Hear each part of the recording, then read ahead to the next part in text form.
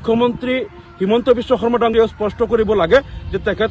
সঁচাকেই তেখেত আলফাৰ লগত যোগসূত্ৰ আছে নেকি, কিবা ভাৰত বিৰোধী অভিযানত তেখেত জড়িত আছে নেকি, এই কথাটো তেখেতে স্পষ্ট কৰিব লাগে। যদি মুখ্যমন্ত্ৰী হিমন্ত বিশ্ব শৰ্মা আলফা কেডাৰ আছিল, তেওঁ সাৰেণ্ডাৰ কৰা নাছিল, আলফাৰ লগত তেওঁ লিংক আছে, তেনেহলে কংগ্ৰেছ দলে তেওঁক কিয় বিধায়ক হিচাপে তেওঁক টিকেট দিছিল আৰু তেওঁক কিয় মন্ত্ৰী পাতিছিল, কংগ্ৰেছৰ দিনত তেওঁ কেনেকৈ মন্ত্ৰী হল, কেনেকৈ বিধায়ক হল, এই বিষয়টো এপিচিচিয়ে স্পষ্ট কৰিব লাগে। সাংসদ ৰকিবুল হুছেইন ডাঙৰীয়াই অসমৰ মুখ্যমন্ত্ৰীৰ ওপৰত যিটো অভিযোগ আনিছে, দিল্লীত যিটো প্ৰেছ মিট কৰিছে, এই সম্পৰ্কে আমি অসমৰ মুখ্যমন্ত্ৰীৰ পৰা স্পষ্টীকৰণ বিচাৰিছোঁ। ৰকিবুল হুছেইন চাহাবে স্পষ্ট অভিযোগ কৰিছে যে মুখ্যমন্ত্ৰী মহোদয় আলফাৰ সদস্য হয় আৰু এইটো উচ্চ ন্যায়ালয়ৰ এটা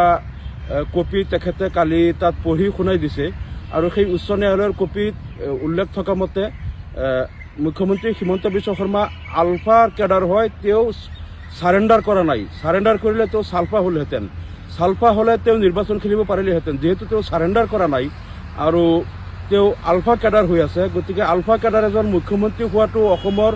নিৰাপত্তাৰ কাৰণে অতি এটা ভয়ানক কথা, চিন্তনীয় কথা।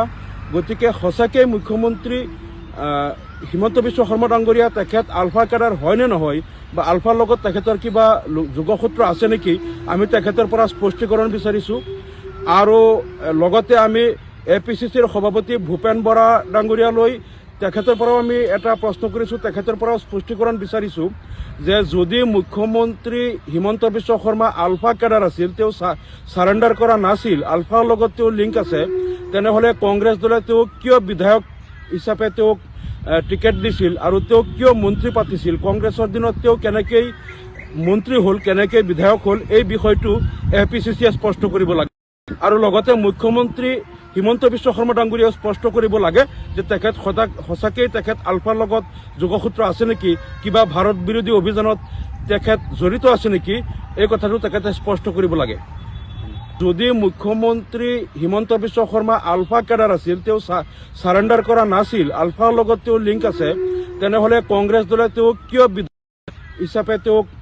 টিকেট দিছিল আৰু তেওঁক কিয় মন্ত্ৰী পাতিছিল, কংগ্ৰেছৰ দিনত তেওঁ কেনেকৈ মন্ত্ৰী হল, কেনেকৈ বিধায়ক হল, এই বিষয়টো এপিচিচিয়ে স্পষ্ট কৰিব লাগে। মুখ্যমন্ত্ৰী হিমন্ত বিশ্ব শৰ্মা ডাঙৰীয়াই স্পষ্ট কৰিব লাগে যে তেখেত সঁচাকেই তেখেত আলফাৰ লগত যোগসূত্ৰ আছে নেকি, কিবা ভাৰত বিৰোধী অভিযানত তেখেত জড়িত আছে নেকি, এই কথাটো তেখেতে স্পষ্ট কৰিব লাগে। মুখ্যমন্ত্ৰী হিমন্ত বিশ্ব শৰ্মা ডাঙৰীয়াই স্পষ্ট কৰিব লাগে যে তেখেত সঁচাকেই তেখেত আলফাৰ লগত যোগসূত্ৰ আছে নেকি, কিবা ভাৰত বিৰোধী অভিযানত তেখেত জড়িত আছে নেকি, এই কথাটো তেখেতে স্পষ্ট কৰিব লাগে।